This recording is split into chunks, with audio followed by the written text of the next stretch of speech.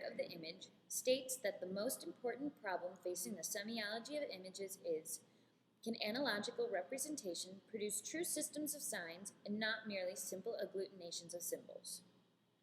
So, what does that mean? In more basic English, the question he chooses to pose is really rather simple. The basis being, is it possible for images to function as text does, with a specific and unique language, or must images convey meaning through a chaotic conglomerate of cues that when all together are able to convey one meaning? It's probably best to narrow down the whole of images to a specific mode to better illustrate how an image works. Let's focus on advertising. Not only is advertising invasive and present in our everyday lives, but also the message conveyed through an advertising image is intentional and must also be transmitted clearly. Take this Panzani advertisement. Some pasta, a tin, a sachet, some tomatoes, onions, peppers, a mushroom, all emerging from a market bag in yellows and greens on a red background. The substance of the ad is a linguistic message, which is achieved in two parts, the denotational and the connotational. Take away the text and start with just the image, and it starts as just a discontinuous series of signs. First, we identify the scene, a return from the market, which implies both the freshness of the products and the domestic meal for which they will be added. Second, the colors, which are all combined, signify Italy or Italianicity. This is, of course, already implied with the name of the company, Panzani, written on the image. Thus, the viewer comes to the meaning the advertiser intends to achieve, a full culinary service furnished by Panzani for a carefully crafted and fresh dish. There are four signs for the image, which altogether form a coherent whole. First, the cultural message. For example, the Italianicity of the Panzani ad. After this, the linguistic message. The second sign is an iconic message.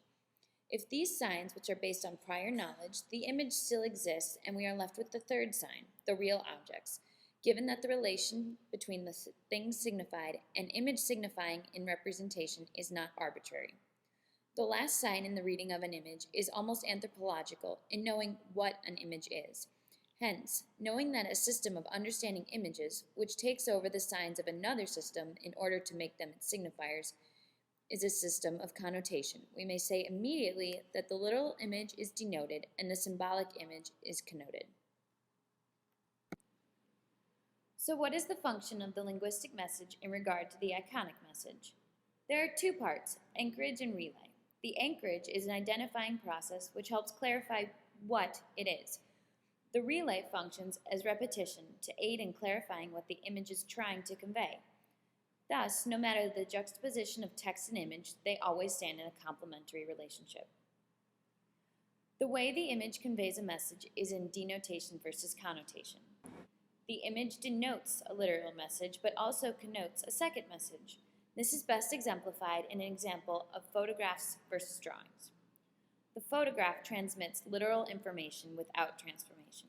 It is uncoded. The viewer sees what is there as it is, and the message is denoted. It is a process of recording. The scene is there, captured mechanically. The photograph is able to juxtapose the having been there and the conjunction of the here now and there then. The photograph, with its apparent naturalness, though a falsity, allows of messages to be produced without code. Drawings, however, function differently. The actual process of drawing is inherently coded, the meaning, and it immediately delineates the significant and insignificant. The drawing does not depict everything, but rather is selective. The drawing, however, produces a strong image, one in which the object depicted has been intervened with. The intervention of the hand with the image relies on connotation to show the message. The modification of scene or object is unnatural, and thus the denotation is false, making the viewer rely on the connotation to achieve a message. Rorschach tests are abstract ink blots meant to evaluate the human psyche. I'm going to show you some images, and you tell me what they remind you. Okay? It's a perfect example of how even the most bizarre of images are read. What makes one person see a butterfly and another see a face?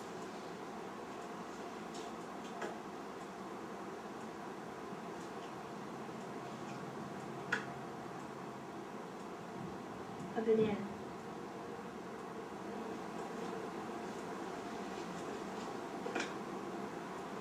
A swamp.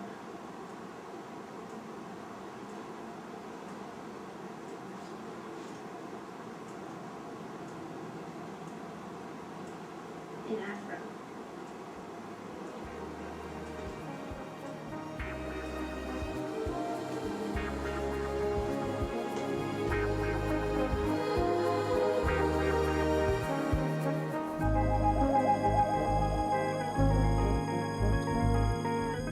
The viewer punctures the image with meaning in the same way he would do with words.